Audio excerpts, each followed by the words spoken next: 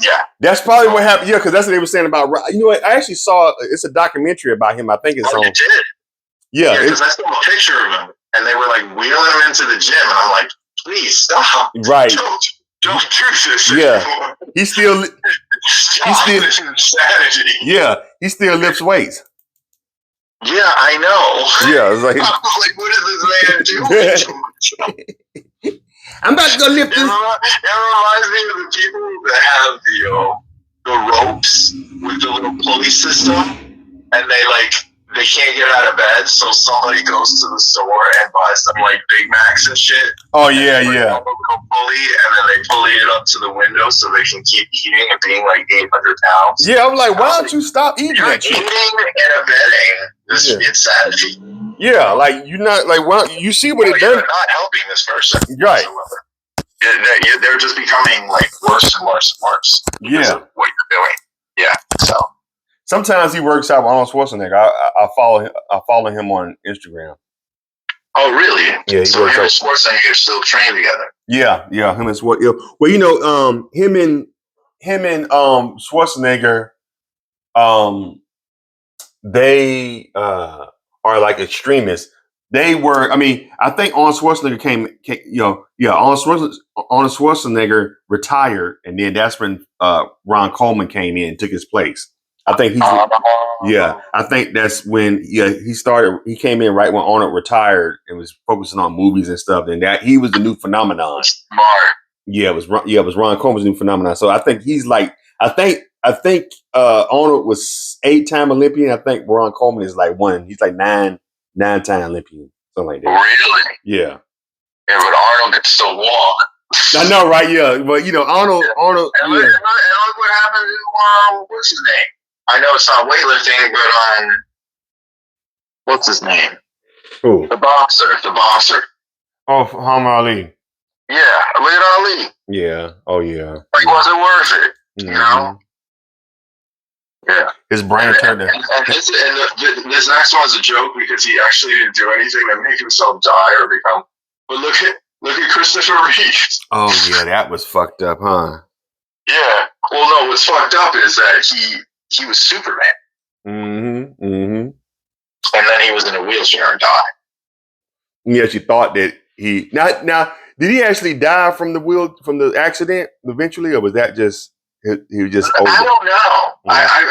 I'm not sure what was the cause of his death. Let's see.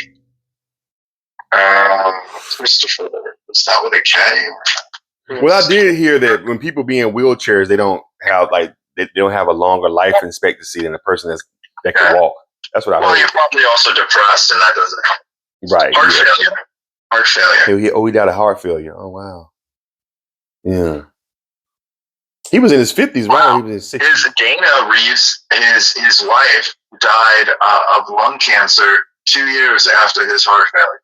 Really? Yeah, so that's a very, my own personal belief is that she got lung cancer, not just because maybe she was doing something that didn't help, but she got lung cancer probably because she was bereaved and couldn't let it go. Mm-hmm. And that just destroyed like the whole situation with him probably just, I think that kind of stress manifests itself into those sort of things. Into disease, yeah. Disease comes from mental stress. That's what somebody else said. They said that's what the word comes from. Is dis-ease of the mind. Oh, I never thought about that. Yeah, it's very interesting.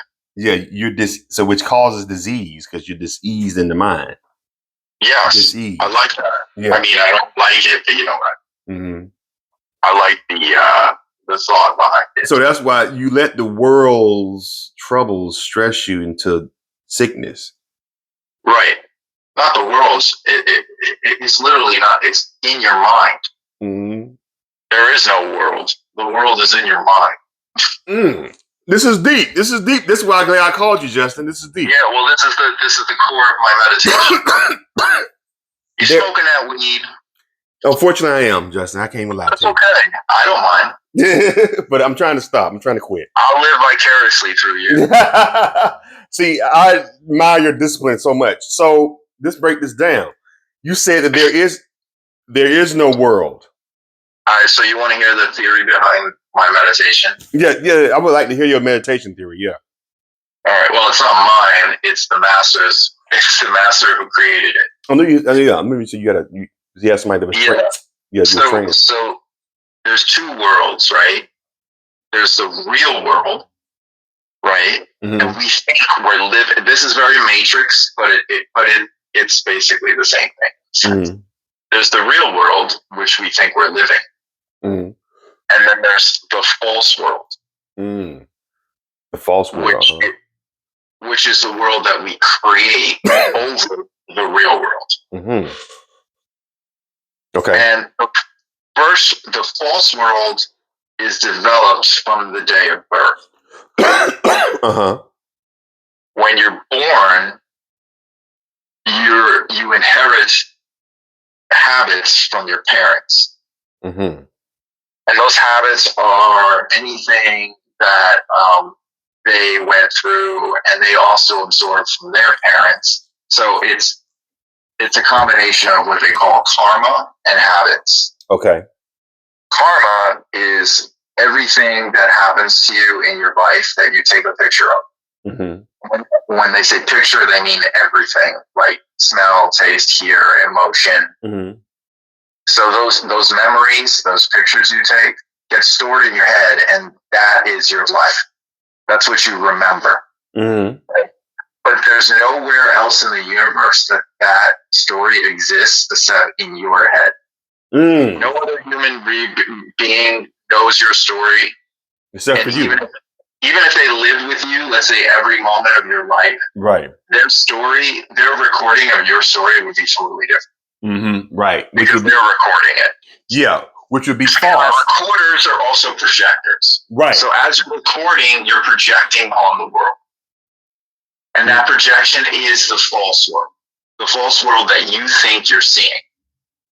Right? Yeah. Because everything you hear, see, taste, touch, and smell is based on an opinion that your mind has created, a judgment, good or bad. Mm-hmm. Right? Right. You know, and this applies to everything. Mm-hmm. You know, and you might say, oh, well, like, you know, murder, rape, all kinds of things. Like, yeah, these are inherently bad things. And yes, for the most part, they are. Mm-hmm. But those judgments are based upon still your karma that you developed over your life and the habits that you were born into from your family. Mm-hmm. And so we're not living in the real world. We're living in a fake world that overlaps the real world. Mm. So we can't see the world objectively. We only see it through the lens of our dirty filtered glasses that we're holding on to, which is our life that we falsely created. Because those memories don't exist anymore. Like everything that's happened is gone. Then it's over with. Right. So, but we're still holding on to things from the past. Mm-hmm. Mm-hmm. Like guilt, fear, anger, frustration, jealousy. Like, and some of the things are positive too. We hold on to like lust and, you know, things that we think are good. We still hold on to those. And that's not good either because those things don't exist anymore. So like if you did something amazing and you remember back, you're like, oh, remember when I was like, you know, the number one football player on my high school team, right? Or something that doesn't have that. That's not a thing that is anymore. So like if you're reminiscing, but there's a longing for it, then that means that there's a dissatisfaction in the moment now. You wish you can have you're it back. Unhappy because it doesn't exist anymore. Mm-hmm. And vice versa for all the negative things like fear and anger. If those things are held on to, they affect every decision you make now. Right. Mm-hmm, mm-hmm, mm-hmm. So you're not living in the real world. You're living in a false world, which is in your head. In your head. Well, how do you live? So the meditation is discarding meditation. And so we basically meditate to discard all those karmic memories that we're holding on to so that we get to the true world and see the world as it is and live like a peaceful existence. One with the universe kind of shit. Just enjoy it. Well, Do you think that if you Yeah, look but at you can only enjoy life once you've gotten rid of all your karma and habits. like You can't live freely without getting rid of it, because you'll always be making decisions based upon the stuff that you're attached to. right, So every single thing that you do is based upon your karma and your habits. Karma first, habits last. So you got to work on habits after you get rid of all your karma. which is all the bad memories. Exactly. And not just bad memories, just all the memories that you're attached to, good and bad. Right, because that leaves you. You're not getting rid of the memories, you're getting rid of the attachment to the memories. It's Yeah, not like you forget your life, it's just you realize what you're attached to and you get rid of it for whatever reason you're attached to it. right. You see it for the false thing it is, whether Yeah. it has to do with with some kind of maybe relationship. A lot of it's about relationships with family, specifically your parents. Right. Yeah. I mean, yeah. And those are the core memories that are the root that develop other karmic tendencies as you grow up. So your relationships with women are based upon your relationships with your mother and your father. Right. And your relationships with your male friends and co-workers and things like that are also based upon all those things. So, and they constantly